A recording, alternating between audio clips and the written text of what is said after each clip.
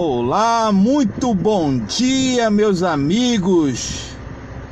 É com muita alegria que nós iniciamos esta segunda-feira, esta semana com muita alegria. Bolsonaro é então presidente eleito do Brasil. Pode chorar, pode se espernear, pode pegar voo para fora do país, quem quiser. Pode ir para Venezuela, pode ir para o Escambau, pode ir para casa do caramba. Mas o Bolsonaro será o presidente a partir de 2019. Tentaram frear, tentaram matar, tentaram parar, mas pelo contrário, o homem ganhou. O homem ganhou. Agora, é uma satisfação imensa saber que mesmo diante de tudo contra, o Bolsonaro foi eleito. Agora você precisa analisar o contexto de uma forma geral. De uma forma geral. Bolsonaro não vai salvar o Brasil. Quem vai salvar o Brasil somos cada um de nós, fazendo nosso papel, cuidando um dos outros, não cometendo crime. Desde o troco errado que você pegar a mais, devolva. Não fure fila. Não ultrapasse sinal vermelho. É assim que a gente vai fazer do nosso Brasil um país mais educado, um país mais fortalecido. Não fique pensando, porque fulano rouba, eu vou roubar também, que essa fase da política acabou. Saibam vocês, políticos que foram eleitos, principalmente esses que vão perder mandato, Moro tá de olho em vocês. A justiça tá de olho em vocês. E outra, a Polícia Federal vai cair matando, porque elas vão ter mais recursos do nosso futuro presidente para investigar e para detonar cada um. Pode detonar, que eu não tenho nem parente nessa política. Agora vamos fazer uma análise bem grande. Bolsonaro foi eleito presidente do país, de um Brasil onde, para ser eleito a um cargo majoritário, ele quebrou todos os paradigmas. Primeiro, que para ser eleito a um cargo majoritário nesse país, seja para presidente, governador ou prefeito, você precisaria estar num partido grande. E Bolsonaro, junto com os outros aliados, foram eleitos presidente e governadores, quebrando todos os paradigmas. Segundo, este candidato, para ser eleito, ele precisava fazer aliança com muitos outros partidos, e isso Bolsonaro não fez. Precisava comprar a mídia, comprar a imprensa, precisava gastar milhões em propaganda, precisava ter um número bem grande de tempo de televisão, e isso Bolsonaro não tinha. Então é isso que você tem que, peça de estudo. Os historiadores do Brasil precisam analisar esse fato histórico, ter um olhar crítico, sem um olhar partidário, mas um olhar crítico para o que aconteceu no Brasil ontem. Lembrando que Bolsonaro, depois da facada, ficou mais de 20 dias hospitalizado e precisou ficar durante uma campanha eleitoral acirradíssima, preocupante e de grande extremo, acho que a maior e a mais importante eleição da era democrática do nosso país. Ele precisou ficar 50 dias em repouso em casa enquanto que os outros candidatos, inclusive agora no segundo turno, o Haddad corria solto pelo país, fazendo alianças, fazendo discurso e conversando com as pessoas, enquanto que o Bolsonaro teve que ficar em casa com uma bolsa de merda colada ao seu corpo. E mesmo assim, aí você tira isso, Bolsonaro aumentou em 9 milhões os seus votos, enquanto que Haddad, com todas as... andou livremente e fez alianças em muitos lugares, pôde discursar em todo o país, ele aumentou em 16 milhões. Teve um aumento muito maior do que o Bolsonaro, mesmo eleito. Haddad teve um grande aumento. Isso se faz também pela grande rejeição que Bolsonaro tinha. Haddad trabalhou com o medo das pessoas. E isso é um sentimento que você não consegue controlar. Por mais que você analise tudo, mas o medo, ele toma conta das pessoas. E foi essa arma que o PT usou para conquistar todos os seus milhões de votos.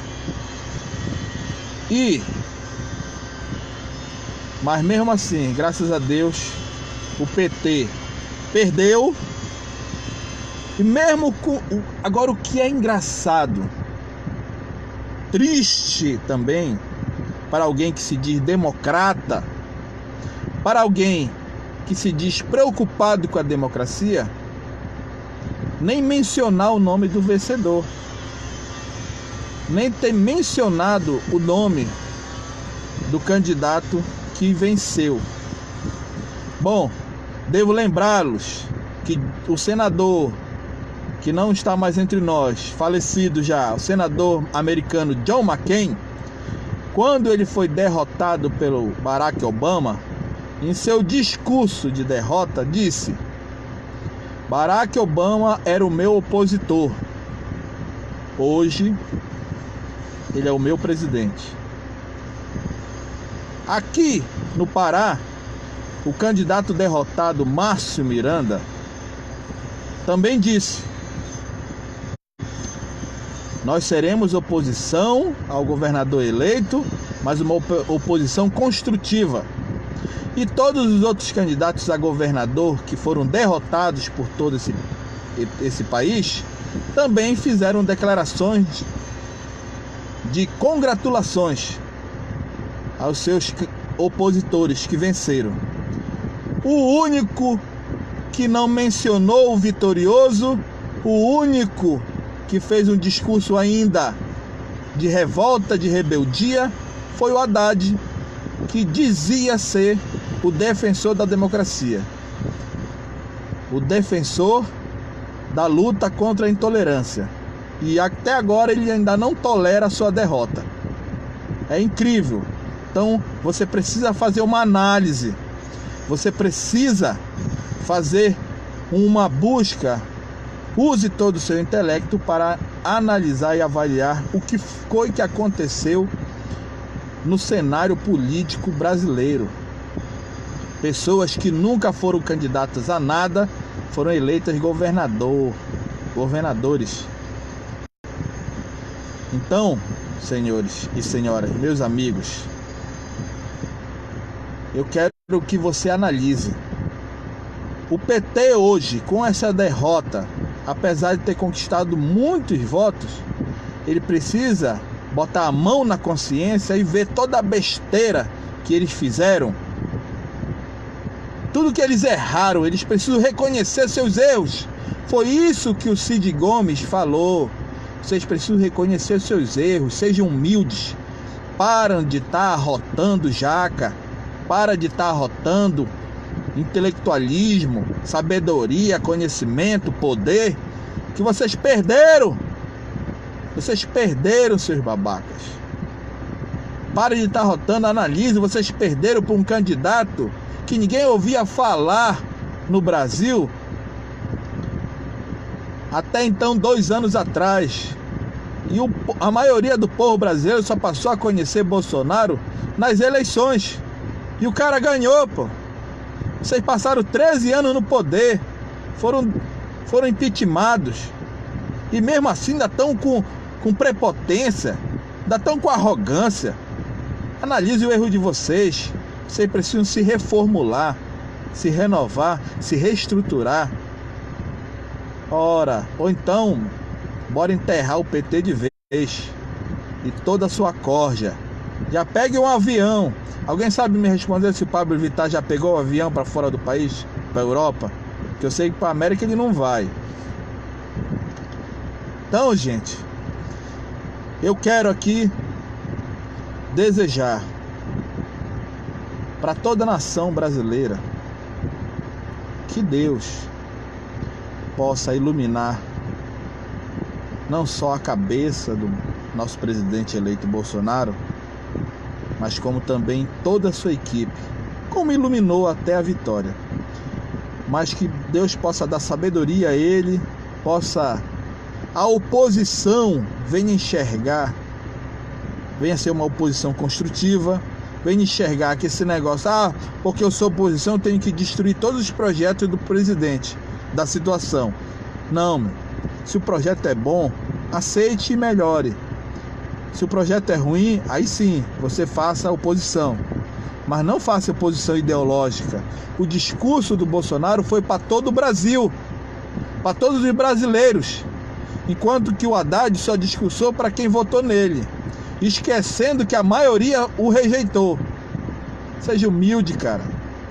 Seja mais humilde.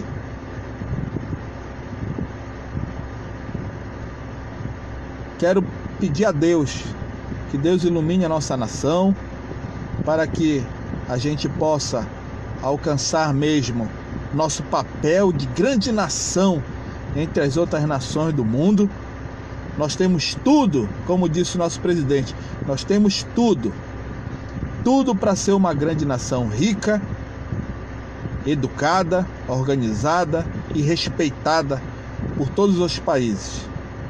Somos um país continental, onde existem riquezas que não existem em outro lugar no mundo.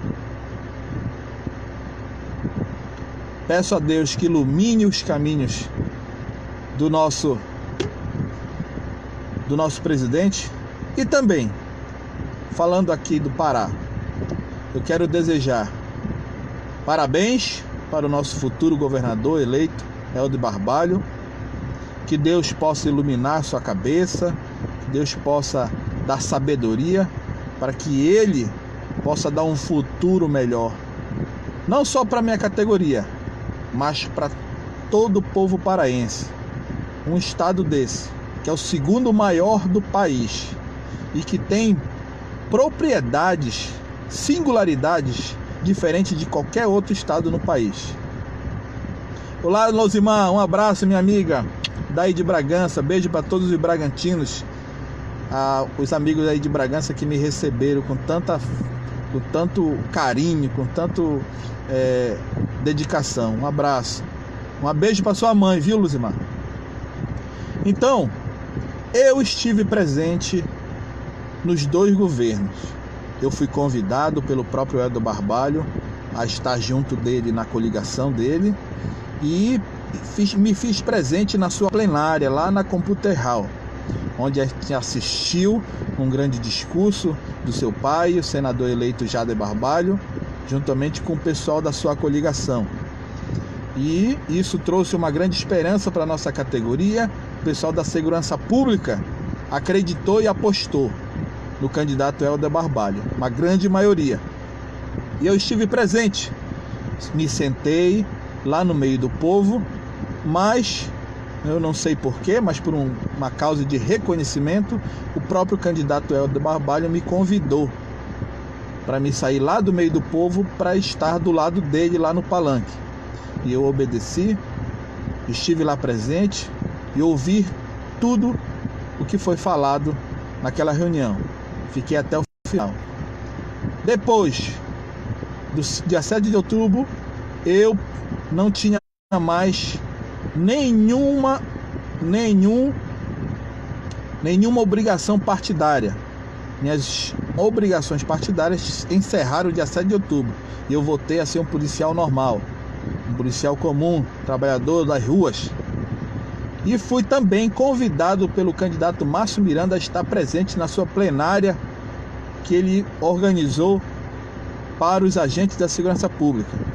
E eu, depois de ter recebido a ligação dele próprio, através de um assessor, me fiz presente na sua reunião, lá no Monte Líbano.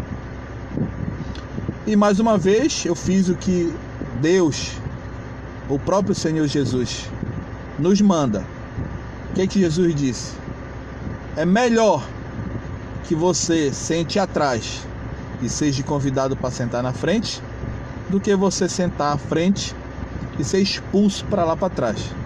Então, mais uma vez, assim como eu fiz na plenária do Helder, eu me sentei no meio do povo e fui convidado pelo próprio candidato Márcio Miranda a estar presente, a estar na frente, sentado lá, do lado dele. Eu acho que isso é um grande reconhecimento da minha pessoa, das minhas ideias, dos meus projetos, ser convidado assim pelos dois candidatos opositores que estavam disputando a cadeira do governo do estado, o cargo mais importante da nossa nação chamada Pará.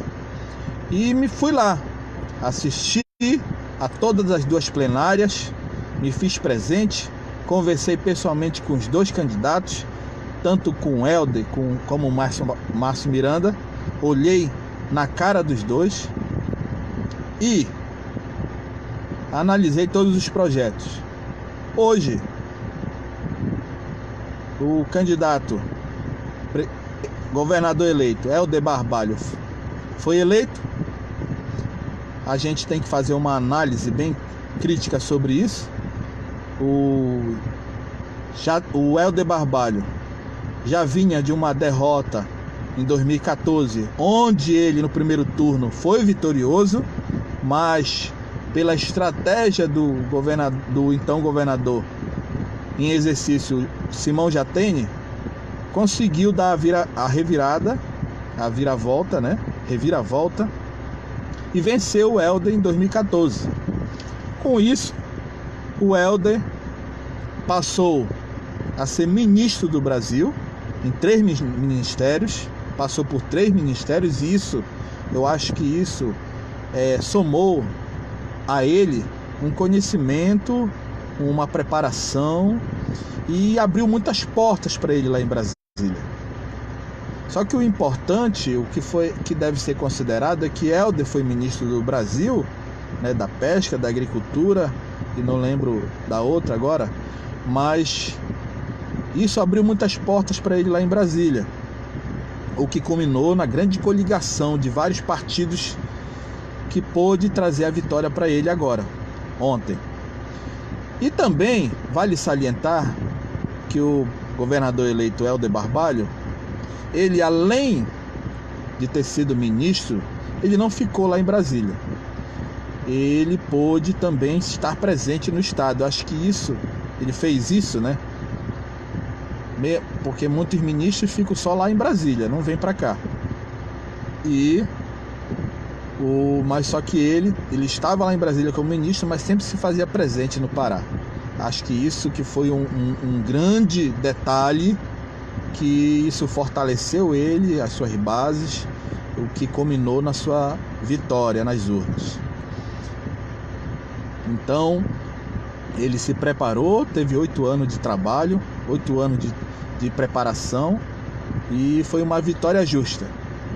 Já pelo lado do Márcio Miranda, o candidato Márcio Miranda, apesar de muito tempo na política como deputado, 6 anos como presidente da Alepa, o que atrapalhou ele, vamos dizer assim, fazendo uma análise imparcial, atrapalhou ele foi a demorada de decisão do grupo político